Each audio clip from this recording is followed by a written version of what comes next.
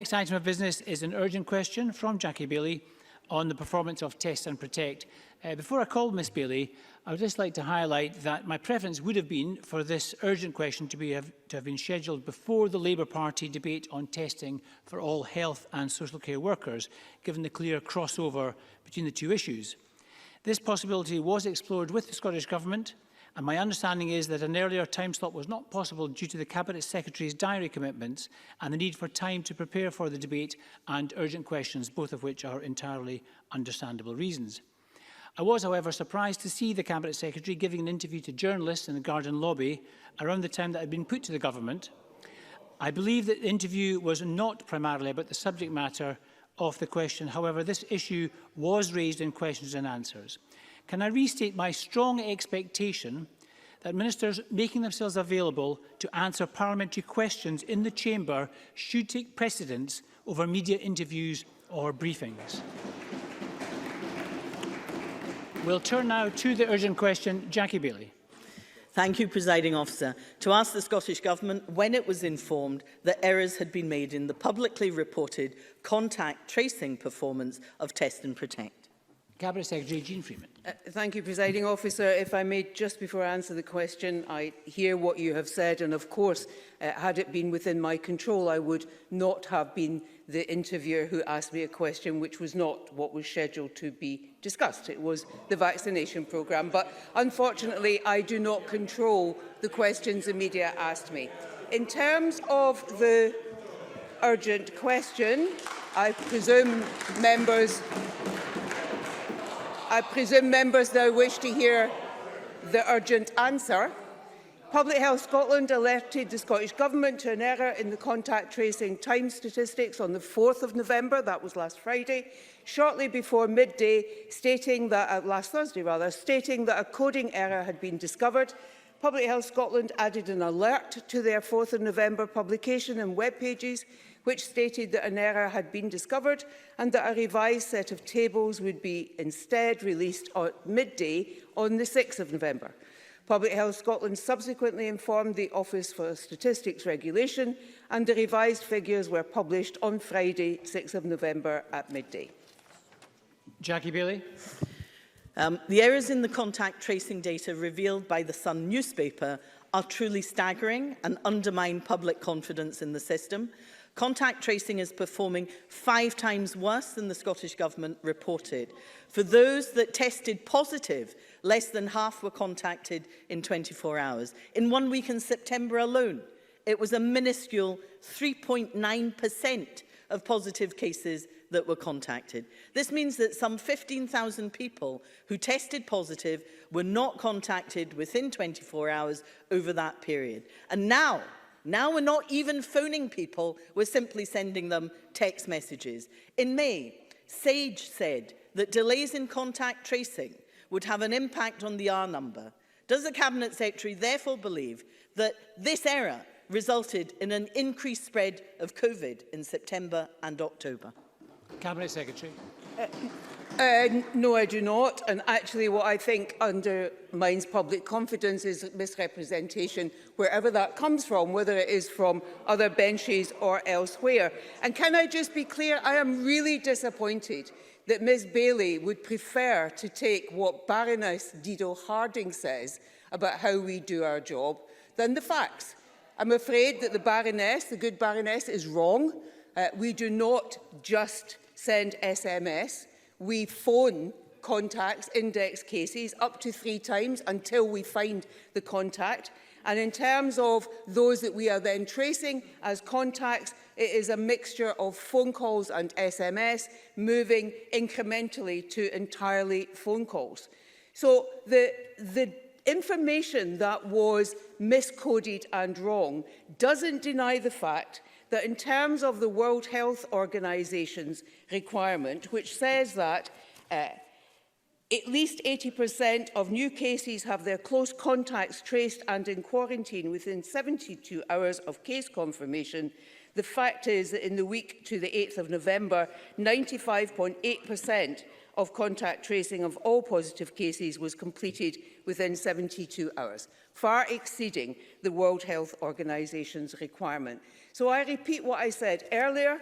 It is unfair and entirely wrong to the staff who are working so hard in our Test and Protect system to claim that, no, it's not me that is doing Test and Protect. It is those staff. They are working hard, they are working long hours, they are doing exceptionally well, and they are helping us to suppress the virus. Now, you might not like that answer clearly on both sides of this chamber. You don't.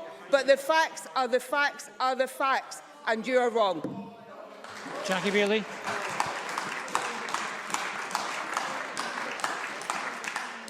Can I say, with all due respect to the Cabinet Secretary, I've never knowingly quoted the Baroness. It is indeed constituents that have contacted me to tell me that they've been advised by text message. Can I also advise her that one cherry-picked statistic does not restore confidence in the system? The First Minister has told the Chamber many times that everything was fine. Contact tracing is working well. But the truth is different. Contact tracers work extremely hard. They do deserve our thanks, but there are not enough of them, and that is the responsibility of the Scottish Government. We were promised 2,000 contact tracers 7 months ago. We got 800 seconded posts. Ministers boasted about 20,000 applications, but they have only been contacted in the last few weeks. Given the rising number of positive COVID cases, what assessment has been made of demand? Because there are now 2,000 contact tracers. It's only taken 7 months. But is that going to be enough to cope? And finally, Presiding Officer, we expect the public to take responsibility and follow the rules. Doesn't the government have a responsibility too to get contact tracing right to stop the spread of the virus? Cabinet Secretary. Yes, we absolutely do have that responsibility, which is why I'm glad that we're meeting it and getting contact tracing right. Because if we look at the figures, the revised Public Health Scotland figures, revised after they had spotted their coding error, for the period from the 9th of August to the 25th of October, the time taken between the case appearing in the Test and Protect system to the interview being completed by the contact tracer, 95% within 72 hours. I do not believe this is a system that is failing. In terms of the number of contact tracers we have 2,221 fully trained contact tracers. As we said at the outset of Test and Protect, we would have 2,000 fully trained contact tracers. We had them. We've now got another 221. We would flex the system against the demand that the system had. That makes perfect sense. Perfect sense. And that is what we have been doing. So we have sufficient contact tracers to meet the demands of the current system and the predicted demands as we go forward. But Ms Bailey, it won't work for you to just talk at me while I am answering your question. But we will continue to advertise, recruit, train and bring on board additional contact tracers, including in our bank system, so that we have that backup if the number of cases should rise significantly and 2,221 contact tracers is insufficient. Willie Rennie to be followed by Andy Whiteman. I am so disappointed the Health Secretary is defending the indefensible. For months now, I have been repeatedly rebuked by the First Minister for questioning the effectiveness of the testing and tracing system. I did so because outbreaks were not being brought under control by Test and Protect. Now we discover thousands of close contacts who had a high chance of being contagious were out and about when they should have been self-isolating. And the Health Secretary says that she would have done nothing different if she had known this. That's codswallop, and she knows that. We would have had more tracers. So can the Health Secretary tell me this?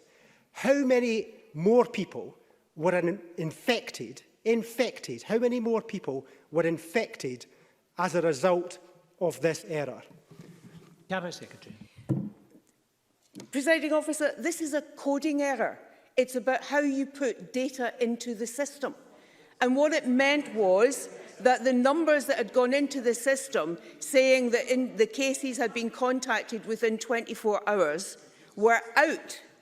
And that was revised, and members can look at the revised data and see the difference between what was originally published and what was then revised when the coding error was corrected.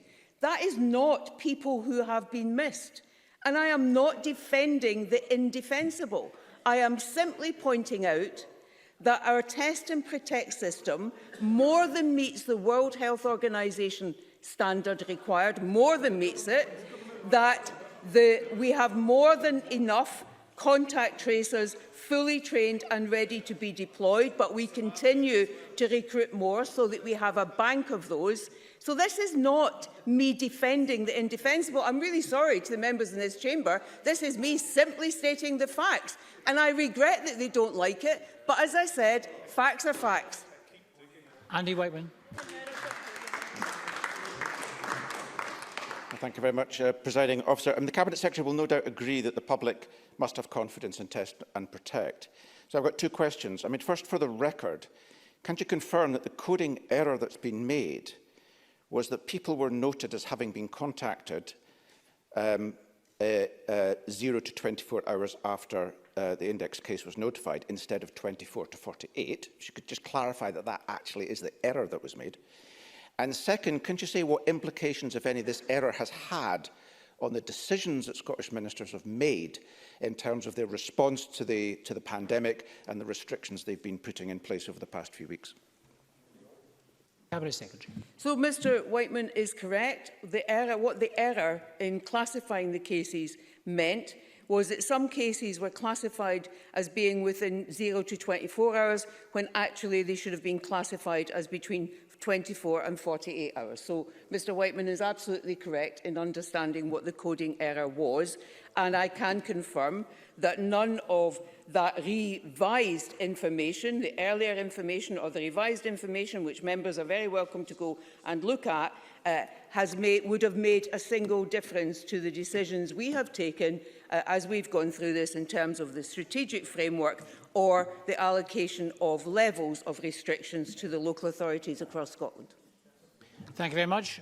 We're going to move on to the next item of business, which is consideration of Business Motion 23313 in the name of Graham Day on behalf of the Bureau, setting out a business programme. Could I call on the Minister to move this motion? Move, Presiding Officer. Thank you very much.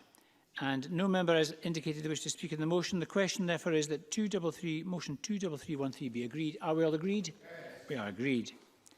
The next item is consideration of Business Motion 23314, also in the name of Graham Day, on behalf of the Bureau, on the Stage 2 timetable for a bill.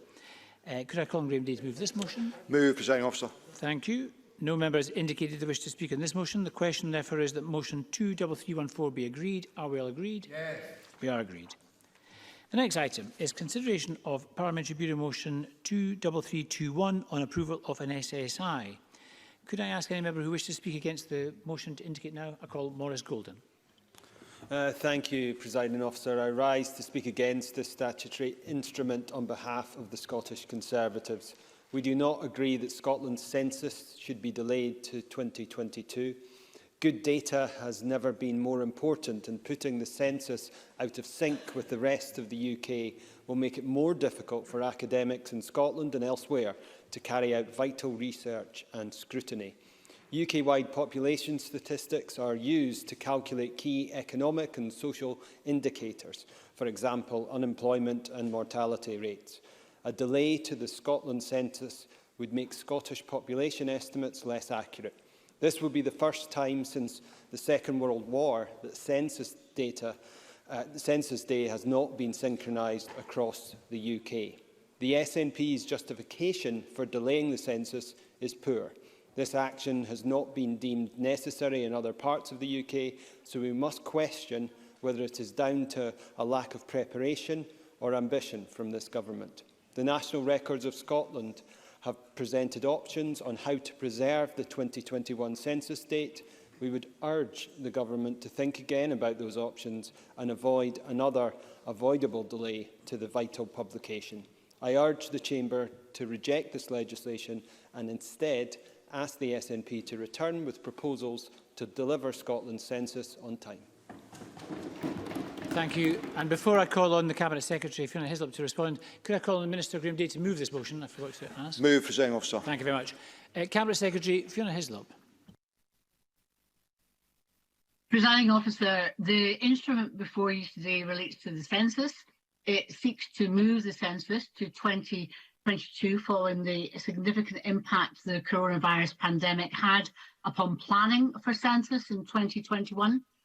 Up until the pandemic, National Records of Scotland were on track to deliver a successful census in 2021. And let me be clear that the decision to move the date of the census was not taken lightly. We are all aware of major events around the world which have been cancelled or significantly disrupted due to the impact of the coronavirus pandemic. And like many of these events, planning for Scotland's census has been seriously impacted as a result of the pandemic. Indeed, censuses across the world have been impacted. The census in Ireland has been postponed to 2022. Other international censuses have had rehearsals cancelled or have had to reduce scope, for example, in Australia and Canada. Many of you will have heard me say before how important census data is. It is crucial that a high response rate is achieved. Scotland's census 2011 achieved a response rate of 94%. We need to repeat that high level of response for 2022. Other options considered to preserve the 2021 date estimated a response rate of no more than 80%. This would not deliver the quality of data required. A high response rate produces high quality outputs for use by data users in the short, medium and long term. And it is for that reason that the decision was made to move the census to 2022. We must ensure that the census produces the high quality data required by users, and moving the date provides the best chance of doing that. No other survey provides the range of information that the census does. We only get one chance every decade to ask the people of Scotland to complete a census, which makes it all the more important that a full census is taken and that it reaches all communities across Scotland. I requested NRS to thoroughly consider all the options to preserve the 2021 census date. None of these options provided the confidence of securing high response rates and achieving a successful census. Scotland's census methodology was not designed to manage the level of bias and non-response that would be likely from a March 21 census. ONS have some mitigations around statistical methodology and access to data available to them to manage a bias or low response which is not available to NRS and did not form the Scottish census design, which was on track to deliver pre-pandemic. So I appreciate that some data users will be disappointed in having to wait an additional year for data, or that there may be concerns about Scotland's census being out of sync with the rest of the UK, but let me reassure you that NRS will continue to work with the other UK census offices and data users to ensure that Scotland's census delivers the high quality analysis and outputs required. The change of census date provides the best opportunity to do this. Scotland will still feed into the UK population estimates. The change of the date does not prevent that. NRS officials appeared before the Culture Committee where their recommendation to move census to 2022 was scrutinised. I appeared before the Culture Committee where my decision to move the census was scrutinised. The process was open and transparent, and I am grateful to the committee for unanimously recommending approval of this SSI before you today. So, Presiding Officer, I invite the Parliament to approve the Census Scotland Amendment Order. Thank you, Cabinet Secretary. And the question on this motion will be put at decision time. The next item is consideration of 8 Parliamentary Bureau motions. Could I call on Graham Day on behalf of the Bureau to move the motions 23315 and 23316 on committee meeting times, and 23317 to 23320, 23322 and 23323 on approval of SSIs. Move, Presiding Officer. Thank you very much. So we turn to decision time. The first question this evening is that Amendment 23296.3 in the name of Jean Freeman, which seeks to amend motion 23296 in the name of Monica Lennon on routine COVID-19 testing for all health and social care workers be agreed. Are we all agreed? Yes. We're not agreed. We'll move to a vote. We'll just have a short suspension of proceedings to allow all members online and in the chamber to access the voting app. A short suspension.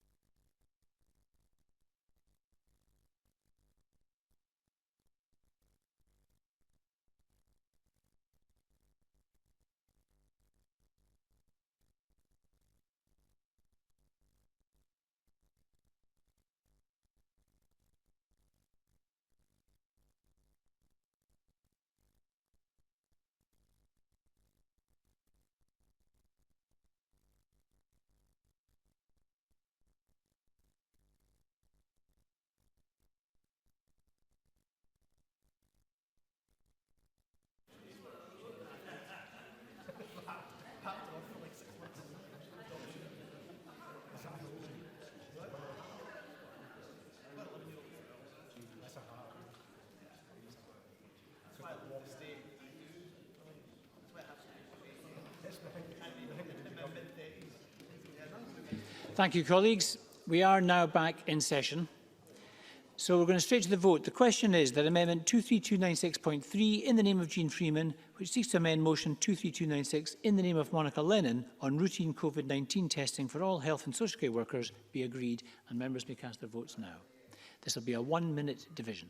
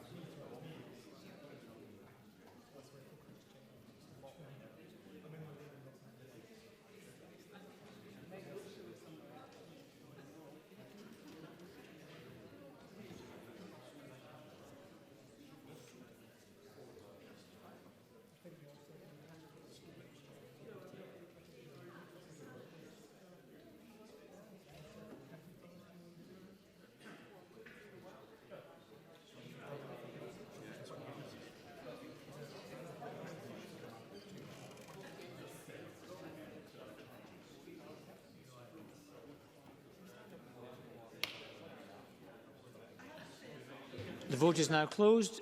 If any members do not believe they have voted, please let me know through a point of order. either online or in the chamber.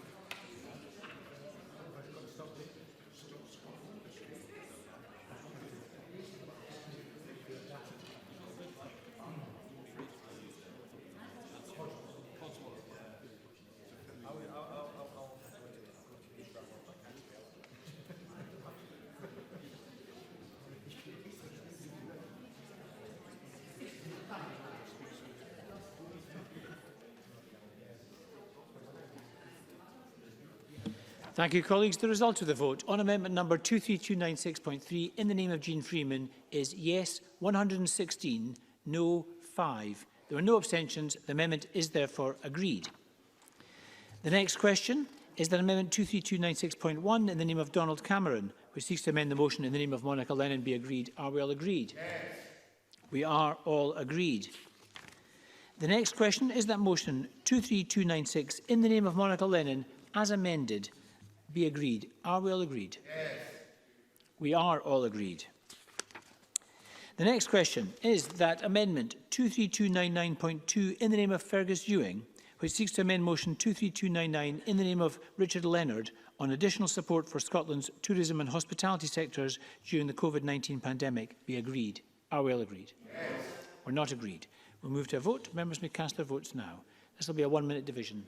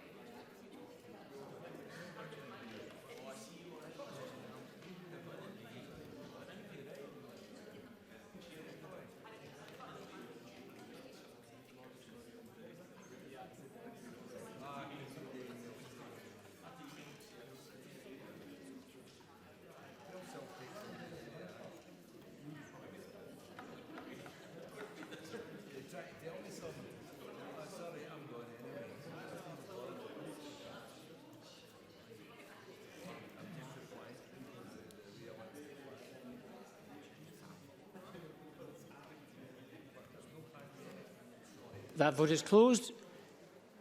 And if members could let me know if they have a point of order. Gil Patterson.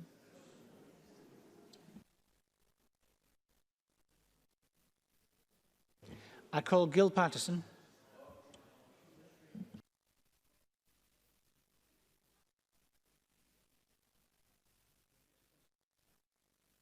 Mr. Patterson. Yes, hello. Can you hear me, Presiding Officer? I don't see you. Got you now. My app didn't perform at all, Presiding Officer, and I would have voted yes. Thank you very much, Mr. Patterson. You'd have voted yes for that amendment. That'll be noted, and I'll make sure your name is added to the voting roll.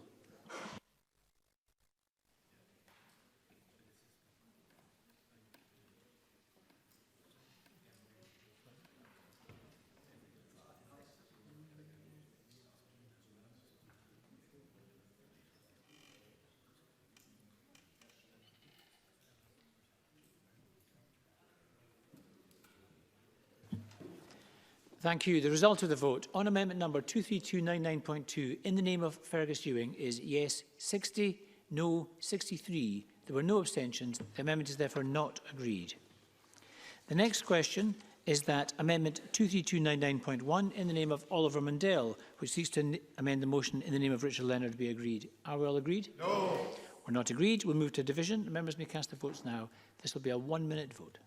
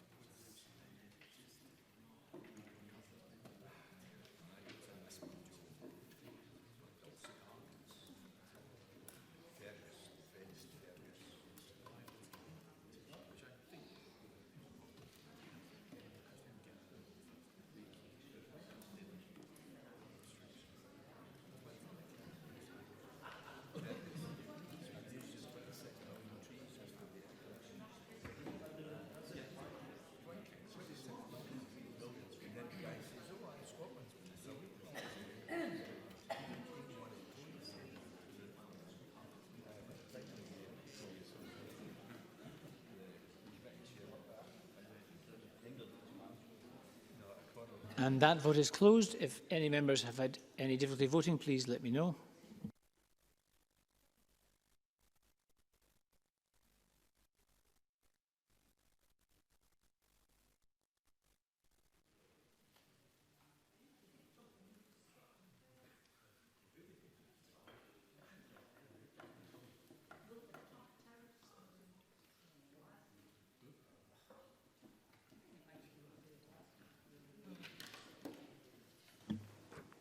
The result of the vote on amendment number 23299.1 in the name of Oliver Mundell is yes 57, no 66. There were no abstentions. The amendment is therefore not agreed.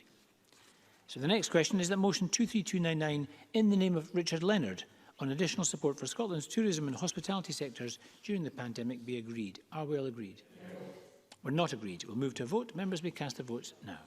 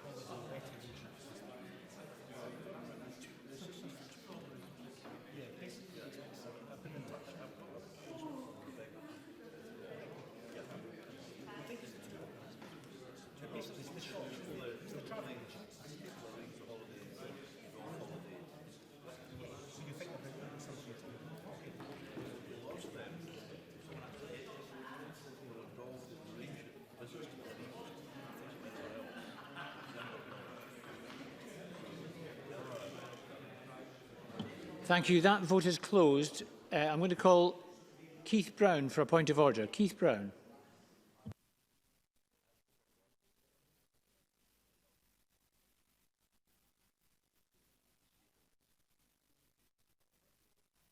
Keith Brown, a point of order, I believe. We can hear you.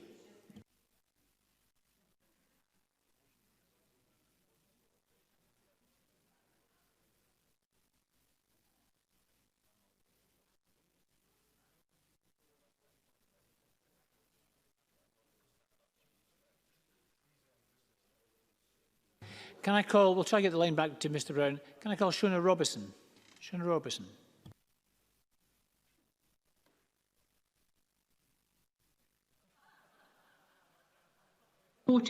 I would have voted no. Thank you, Ms Robertson. We can see you. So, Ms Robertson, I would have voted no. Thank you, Mr Robinson. You would have voted no on that vote. Is that right? Correct. Thank you very much. I will make sure your vote is added to the roll.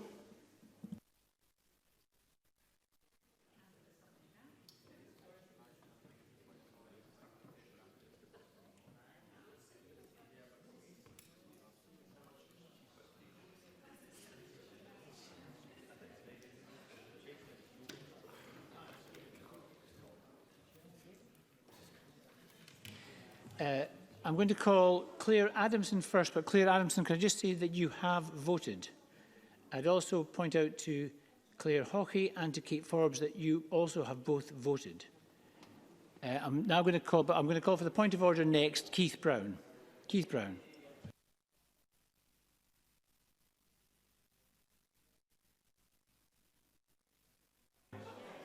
Mr Brown, Keith Brown, can you hear? This is the presiding officer. Can you hear? And do you wish to make a point of order?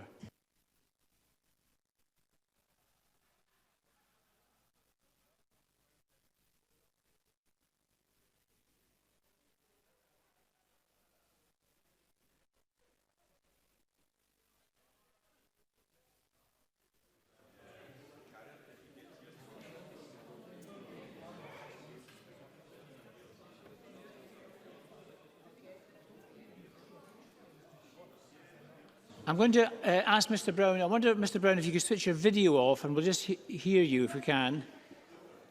And I would also just say to Michael Matheson, Mr Matheson, you have voted.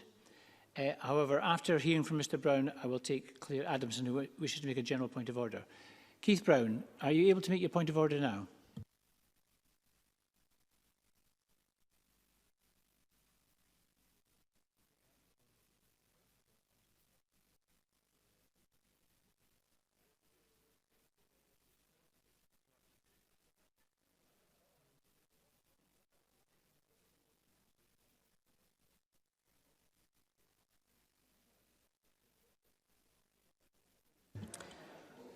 He's left.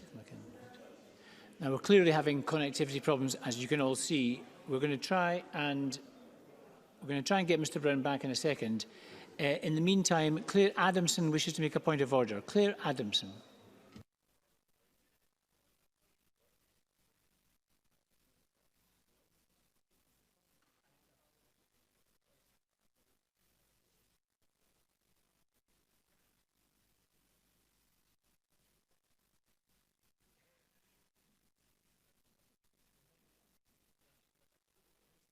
Thank you, Presiding Officer. That took a little bit of time. It was just to say that the sound quality coming through today has been particularly challenging, and we were only just able to hear one of the vote results, and subsequent votes would have been dependent on that result. So for a time, Presiding Officer, you were silent coming through, which makes it very difficult to follow proceedings. And I think a visual representation or a recording of what has been passed would be helpful going forward for those of us who are at home. And also to say it's something I've raised already, there are 3 Claires, and when both of us are in the chat, if people don't use second names responding to us, it becomes very confusing. Thank you, Presiding Officer. Thanks very much, Ms Adamson. Thank you for those points of order.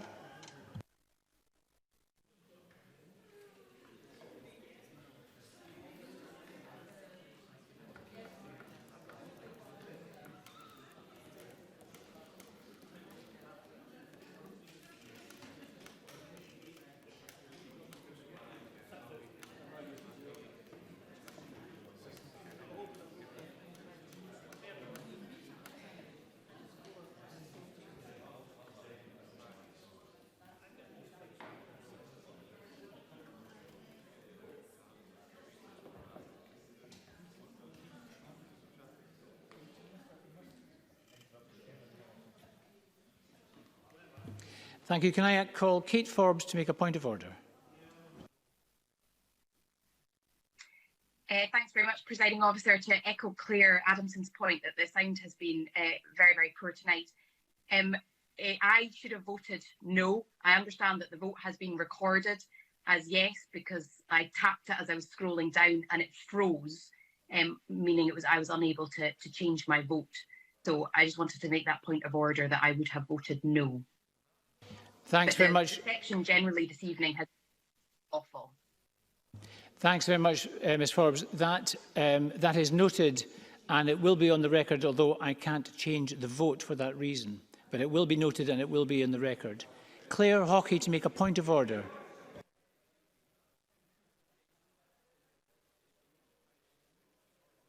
Thank you, Presiding Officer. Thank you, Presiding Officer. I had similar problems to Kate Forbes in that I would have voted no. However, the screen froze and I was unable to change my vote. Thank you very much, Claire Hockey. That is also noted and it will be a matter of record, although I can't change the vote for that reason.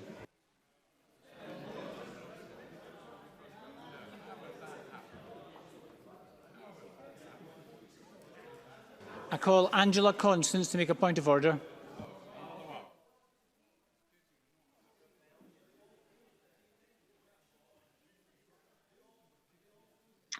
Thank you, Presiding Officer. Like other colleagues, I had problems with frozen screens and not hearing instructions from yourself either. So for the record, my vote should have been a no.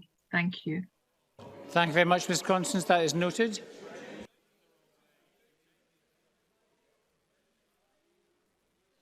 Can I call Gil Patterson? Gil Patterson. This is important, colleagues. Gil Patterson. Yeah, Presiding Officers, it's actually maybe a point of information. I managed to contact Keith Brown to alert him that we couldn't hear him. I advised him to make contact with the whip and make a message to the desk to see how we can resolve this. Hope that is helpful. Mr Patterson, can you just hold on 1 second? Can you please keep the conversations down so we can hear Mr Patterson's point of order? Mr Patterson, would you mind repeating that, please? Yes, surely, Presiding Officer. It's maybe more a point of information. I managed to telephone Keith Brown to say that he couldn't be heard or seen, and that I advised him to contact our whip to get a message to you at your desk. Hope that is helpful. Thank you very much, Mr Patterson. Thank you. Can I call Joan McAlpine to make a point of order?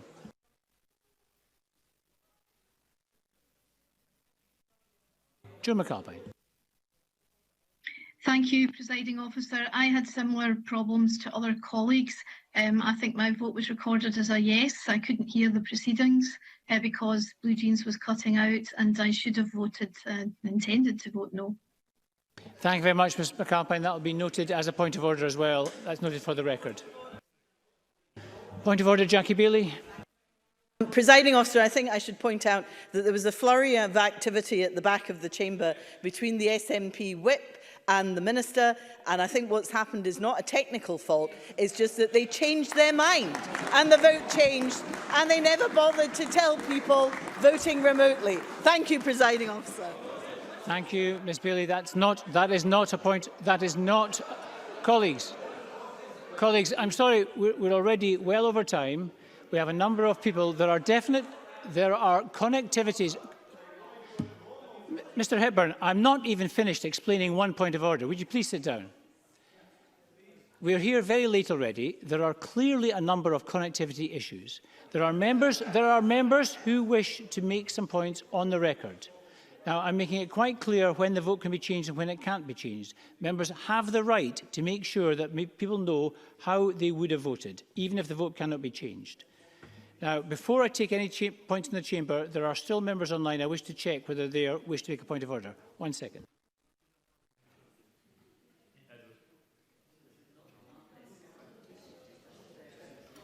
Could I call Michael Matheson? Michael Matheson. Thank you, Presiding Officer. I experienced the same problems as others. During the results for the amendment to Fergus Ewing's amendment, there was no sound from the Presiding Officer to indicate what the results were. And as a result, my vote is recorded incorrectly. I would have voted no had I been aware of the outcome from that particular amendment. Thanks, Mr Matheson. That is quite clear. Thank you. I'm going to try Keith Brown. Keith Brown for a point of order.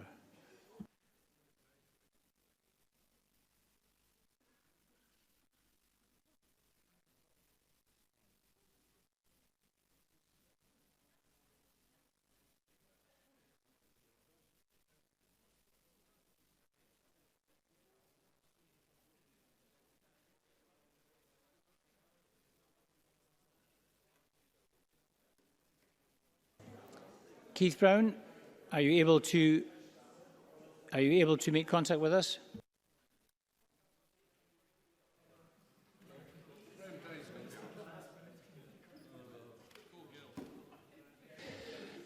Thank you very much. Now, there was 2 points of order here. The Minister for Parliamentary Business, are you okay? Or the Minister for Graham Presiding Officer, it's incumbent on all members of this chamber to be accurate in the claims they made. Ms Bailey made a claim that she had nothing to substantiate with. And I would like you to record that, Presiding Officer. It was a frankly outrageous assertion.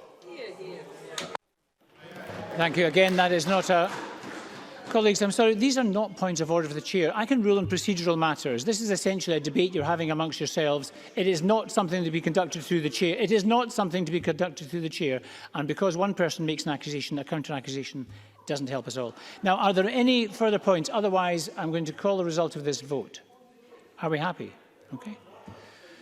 Mr. Doris.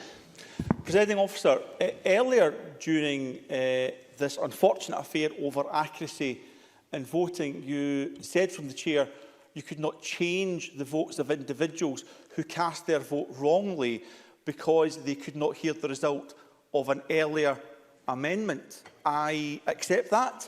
The point of order I would want to make is whether or not you have the power to rerun this particular vote so they can cast their votes appropriately. I fully accept it is your decision to make, Presiding Officer, but I wish to know if that is an option that you have at your disposal to rerun this particular vote, now that we have that informed clarity. Thank you, Mr. Doris. Yes, I do have the power to rerun a vote if necessary. However, in this case, I do not believe it is necessary. Members have clarified what they would have voted if they had fully understood, or they clarified how they wished they would prefer to have voted. Now, I'm going to call the result of this vote now, if I may.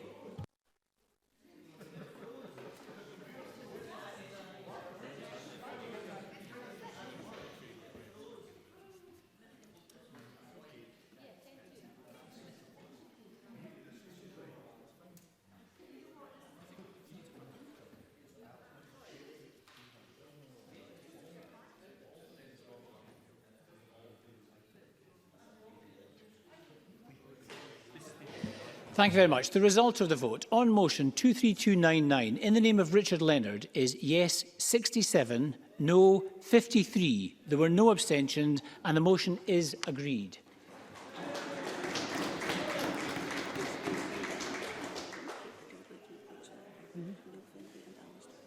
Okay. I've got additional points of order before I proceed. First from Neil Findlay and then from Alistair Allen. Neil Findlay. Presiding Officer, we have had issues with votes in the past. I'll take you back to the issue we had with the mesh vote. But however, if the people are going to play games like they have done tonight, then our whole system will lack credibility. And I really appeal to members to think very carefully about what is going on tonight. Thank you, Mr Findlay. And again, I think I'm quite capable of interpreting Parliament's rules, but I appreciate the point. Alistair Allen, point of order. Hear me, Presiding Officer, that really regardless of some of the comments from Jackie Bailey earlier on, I can only confirm what others have confirmed, which is that a number of us could not hear the results of votes.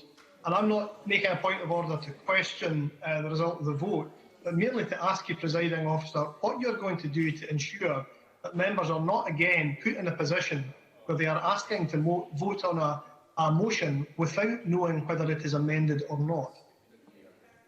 Thank you very much, Mr Allen. Members should have made it absolutely clear before they voted. They should not be voting on something they don't understand. In this particular case, I am aware there are sound issues. Several members have now made a point of order to that very effect, and we will certainly be investigating that issue. I would also note that if we add up the total number of members who made points of order, that would not have changed the outcome of this particular vote. Not that that makes a difference in terms of the vote we had. So if we can now move on. The next question is that motion. Okay, but sorry, we have another point of order from Joan McAlpine. Joan McAlpine.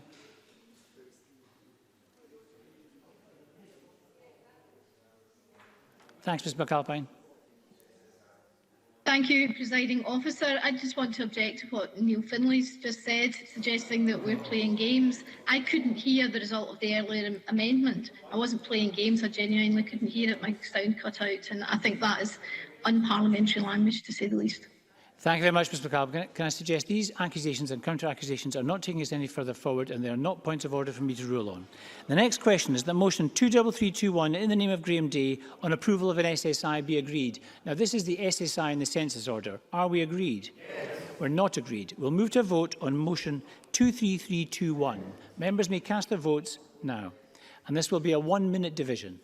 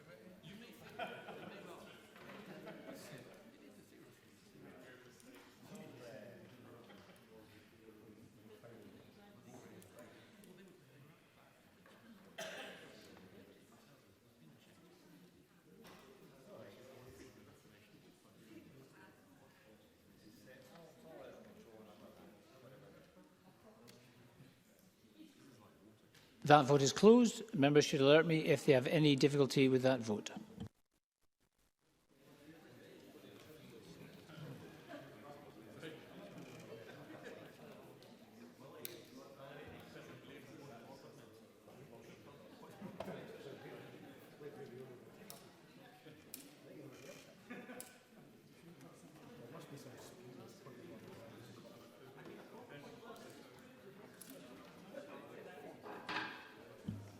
The result of the vote on motion 23321 in the name of Graham Day is yes 91, no 27. There were no abstentions. The motion is therefore agreed.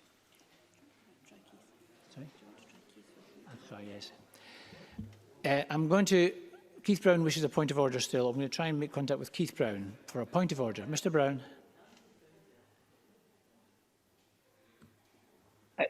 Yes, thank you, President. So my point of order was about 20 minutes ago, actually, but it was just to say on the previous vote, which was the vote on the second Labour motion, the final vote, I intended to vote no. I had to say that at the time, but wasn't able to have it recorded or to have my point of order taken, even though I've intimated it.